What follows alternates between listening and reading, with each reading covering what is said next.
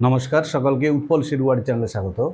আজকের ভিডিওতে আমরা আলোচনা করব আরেকটা বেশ ইম্পর্টেন্ট বিষয় নিয়ে।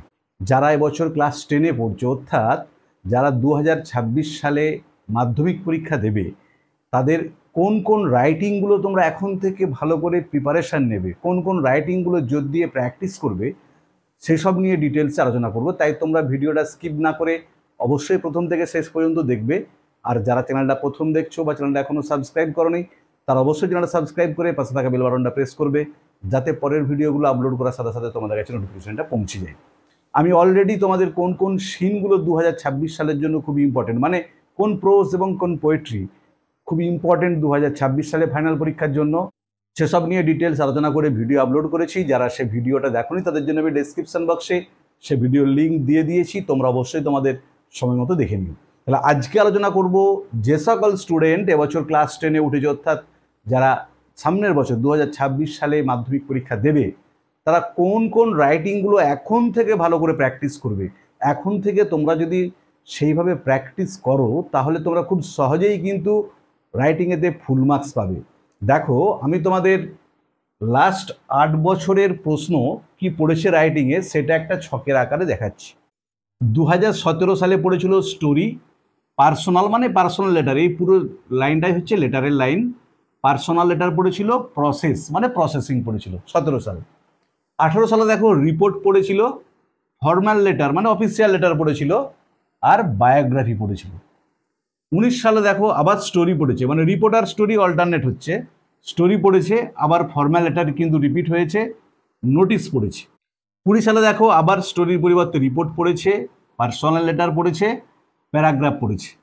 21 সাল করোনা মহামারীর জন্য মাধ্যমিক পরীক্ষা হয়নি। 22 সালে দেখো স্টোরি পড়েছে, আবার ঠিক এক বছর স্টোরি এক বছর রিপোর্ট, স্টোরি রিপোর্ট হয়ে আসছে। দেখো পার্সোনাল লেটার পড়েছে, আবার নোটিশ পড়েছে। 23 সালে দেখো বায়োগ্রাফি পড়েছে, ফর্মাল লেটার পড়েছে, প্যারাগ্রাফ পড়েছে। 24 সালে আবার রিপোর্ট পড়েছে, পার্সোনাল লেটার পড়েছে, নোটিশ পড়েছে। 25 সালেতে মানে এবছর যারা মাধ্যমিক পরীক্ষা দিল, তাদের রিপোর্ট পড়েছিল, ফর্মাল লেটার এডিটরকে চিঠি পড়েছিল, আর প্যারাগ্রাফ পড়েছিল। তাহলে দেখো, যারা 2026 সালে মাধ্যমিক পরীক্ষা দেবে, তাদের জন্য সবথেকে ইম্পর্টেন্ট কি রইল? স্টোরি। মনে রাখবে, স্টোরি কিন্তু খুবই ইম্পর্টেন্ট 2026 সালের জন্য। তারপরে দেখো লেটারের ক্ষেত্রে পার্সোনাল লেটার মানে তোমার দাদাকে চিঠি, বন্ধুকে চিঠি, বাবা মাকে চিঠি, ভাই বোনকে চিঠি, এগুলো। তাহলে স্টোরি, পার্সোনাল লেটার, নোটিশ খুবই ইম্পর্টেন্ট। তার সাথে সাথে তোমরা প্রসেস রাইটিং এবং বায়োগ্রাফি এই দুটোও প্র্যাকটিস করবে। মানে এই 5 রকমের রাইটিং থেকেই কিন্তু এবছর পরীক্ষাতে আসবে। সব থেকে তোমরা যেটা জোর দেবে সেটা হচ্ছে পার্সোনাল লেটার। দেখো লেটার কিন্তু প্রত্যেক বছর পড়ে, হয় পার্সোনাল না হলে ফর্মাল, মানে যে কোনো অফিস, সেটা হেডমাস্টারকে হতে পারে, সেটা এডিটরকে হতে পারে, সেটা মিউনিসিপ্যালিটির চেয়ারম্যানকে হতে পারে। এবছর যেহেতু ফর্মাল লেটার পড়ে গেছে, সংবাদপত্রের এডিটরকে চিঠি পড়ে গেছে, তাই তোমরা পার্সোনাল লেটারটা জোর দেবে। তার সাথে সাথে দেখো গত বছর প্যারাগ্রাফ পড়েছিল, তার আগের বছর নোটিশ পড়েছিল। দেখো তার আগের বছর প্যারাগ্রাফ পড়েছিল, তার আগের বছর নোটিশ পড়েছিল, ঠিক প্রত্যেক বছর দেখো আবার প্যারাগ্রাফ পড়েছিল, নোটিশ পড়েছিল। এবছর 2025 সালে যেহেতু প্যারাগ্রাফ পড়েছে, তোমাদের কিন্তু নোটিশ পড়ার পসিবিলিটি বেশি, এবং নোটিশ লেখাটাও খুব সহজ। দেখবে আমি অলরেডি নোটিশ কিভাবে লিখতে হয় তার একটা ফরম্যাট আমি অলরেডি আপলোড করেছি ভিডিও, যে নোটিশ লেখার যদি একটা ফরম্যাটকে মানে একটা নোটিশকে তোমরা মনে রাখতে পারো, ওই ফরম্যাটটাকে যদি মনে রেখে দাও, যে কোনো নোটিশ তোমরা খুব সহজেই লিখতে পারবে। মাঝে শুধু 2-3টে সেন্টেন্স আলাদা হবে, বাকি পুরো নোটিশটা সেম হবে। তাহলে নোটিশ রাইটিং খুব সহজ। পার্সোনাল লেটার তো সহজই, দাদাকে, বাবাকে, বন্ধুকে। আমি পার্সোনাল লেটার লেখারও একটা ফরম্যাট দিয়ে দেবো, তোমরা সেই ফরম্যাটেতে যে কোনো বন্ধুকে বা ভাইকে, বোনকে চিঠি লিখবে, দেখবে খুব ইজিলি সেই ফরম্যাটটা মেনটেন করলে তোমরা চিঠি লিখতে পারছো। মাঝে হয়তো 4-5টা বাক্য তোমাদের আলাদা হবে। আর কি স্টোরি, স্টোরিতেও তোমাদের হিন্টস দেওয়া থাকবে, পয়েন্ট দেওয়া থাকবে, সেটাকে এক্সটেন্ড করতে হবে, তোমরা স্টোরিটা প্র্যাকটিস করবে। আর দেখো প্রসেস রাইটিং, এটাও খুব সহজ, এবং প্রসেস রাইটিং কিভাবে লিখতে হয় সেটা নিয়েও আমি ভিডিও আপলোড করেছি, যে একদম খুব সহজে প্রসেস রাইটিং লেখার নিয়মটা কি, কি পদ্ধতিতে লিখলে তোমরা যে কোনো প্রসেস রাইটিং খুব সহজেই লিখতে পারবে, সেটাও আলোচনা করা আছে সেই ভিডিওতে, তোমরা সেটা দেখে নিও। আমি লিঙ্ক দিয়ে দিচ্ছি ডেসক্রিপশন বক্সে। আর কি দেখবে, বায়োগ্রাফি। এই তো পয়েন্ট দেওয়া থাকবেই জীবনী। তাহলে এবছর আমরা story, personal letter, notice, process writing এবং বায়োগ্রাফি, তার মধ্যে লেটার কিন্তু আসবেই, এটা প্রতি বছর আসে। এরপরে দেখো স্টোরি, প্রসেস রাইটিং, বায়োগ্রাফি, নোটিশের মধ্যে একটা আসবে। যেহেতু রিপোর্ট পরপর 2 বছর পড়ে গেছে, তার মানে স্টোরি বা নোটিশের মধ্যে কিন্তু একটা আসবে, খুব ভালো করে খেয়াল রাখবে। আর প্রসেস বায়োগ্রাফি একটা আসবে। এরপরে দেখো আমরা যখন রাইটিং লিখি, ম্যাক্সিমাম ছেলে বা ম্যাক্সিমাম স্টুডেন্ট কি করে না, একটা বড় রাইটিং লেখার চেষ্টা করে। তোমাদের কিন্তু ওয়ার্ড লিমিট হচ্ছে 100 ওয়ার্ডের মধ্যে লিখতে বলা থাকে মাধ্যমিকের রাইটিং।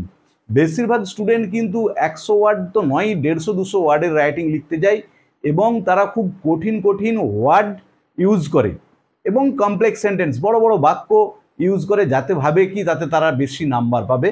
কিন্তু মনে রাখবে, দুটো স্টুডেন্ট ধরো, একজন তার নিজের ভাষায় সহজ সরল বাক্যে 100টা ওয়ার্ডের মধ্যে রাইটিংটা লিখলো, 10-12টা সেন্টেন্স লিখলো, 10-12টাই ঠিক। আরেকটি স্টুডেন্ট 20টা সেন্টেন্স লিখলো, বেশ কঠিন কঠিন বাক্য, তার মধ্যে তার 5টা সেন্টেন্স ভুল হয়ে গেছে। যে ছেলেটি ওই 10-12টা সেন্টেন্স লিখেছে এবং 10-12টাই ঠিক লিখেছে, সে কিন্তু বেশি নাম্বার পাবে। তাহলে আপাত দৃষ্টিতে মনে হলো কি ওর তো 15টা সেন্টেন্স ঠিক, এর তো 12টা সেন্টেন্স ঠিক, কিন্তু এর 100% ঠিক, ওর কিন্তু 100% ঠিক নয়। তাই তোমরা চেষ্টা করবে কি বেশি বড় নয়, তোমাদের ওয়ার্ড লিমিট হচ্ছে 100। তাহলে আমরা 10-12টা কি 14টা সেন্টেন্সের মধ্যে প্র্যাকটিস করব, পরীক্ষাতে বাই চান্স 1-2টো সেন্টেন্স ভুলে যেতে পারি। তাই 12-14টা সেন্টেন্সের মধ্যে আমরা রাইটিং লেখা প্র্যাকটিস করব এবং নিখুঁত নির্ভুলভাবে লিখে আসব।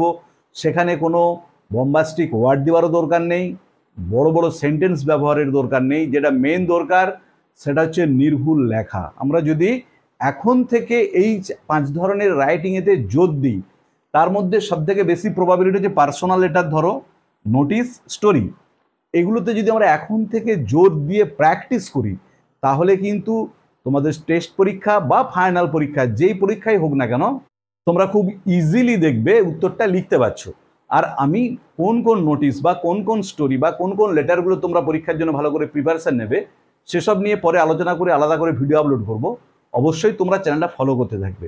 পরের ভিডিওতে আমরা আলোচনা করব গ্রামারের কোন কোন সেকশনগুলো, মানে গ্রামারে তো প্রচুর টাইপের গ্রামার হয়, কোন জিনিসগুলো তোমরা এখন থেকে ভালো করে প্র্যাকটিস করবে। তাই অবশ্যই তোমরা চ্যানেলটা ফলো করবে। আর যারা চ্যানেলটা প্রথম দেখছো বা চ্যানেলটা এখনও সাবস্ক্রাইব করোনি, তারা অবশ্যই চ্যানেলটা সাবস্ক্রাইব করে পাশে থাকা বেল বাটনটা প্রেস করবে, যাতে পরের ভিডিওগুলো আপলোড করার সাথে সাথে তোমাদের কাছে নোটিফিকেশনটা পৌঁছে যায়। আর আমি অলরেডি আগেই বললাম, শিন তোমাদের কোন কোন প্রোজ এবং পোয়েট্রি 2026 সালে যারা মাধ্যমিক পরীক্ষা দেবে তাদের জন্য খুবই ইম্পর্টেন্ট, সেসব নিয়ে আলোচনা করে ডিটেলস আলোচনা করেছি। কীভাবে উত্তর লিখতে হবে সেটাও বলে দিয়েছি, সেসব নিয়ে আলোচনা করে ভিডিও আপলোড করেছি। যারা দেখোনি তাদের জন্য আমি ডেসক্রিপশন বক্সে সে ভিডিওর লিঙ্কও দিয়ে দিয়েছি। এবং আমার এই চ্যানেলে ক্লাস 10-এর প্রত্যেকটা যে সিন আছে, তোমাদের 4টে প্রোজ 4টে পোয়েট্রি, প্রত্যেকটা প্রোজ পোয়েট্রি থেকে প্রতি লাইনের বাংলা অনুবাদ, বিশ্লেষণ এবং প্রত্যেকটা এক্সারসাইজের উত্তর নিয়ে ডিটেলস আলোচনা করে ভিডিও আপলোড করা আছে। যারা দেখোনি তাদের জন্য আমি ডেসক্রিপশন বক্সে সেসব ভিডিওর লিঙ্ক দিয়ে দিয়েছি, তোমরা অবশ্যই দেখে নিও। পরের ভিডিওতে আমরা আলোচনা করব গ্রামার, কিভাবে তোমরা প্র্যাকটিস করবে, কোন কোন গ্রামারগুলো তোমরা এখন থেকে জোর দেবে। তাই অবশ্যই তোমরা চ্যানেলটা ফলো করতে থাকবে। ভালো থেকো সবাই, ধন্যবাদ, দেখা হবে পরের ভিডিওতে।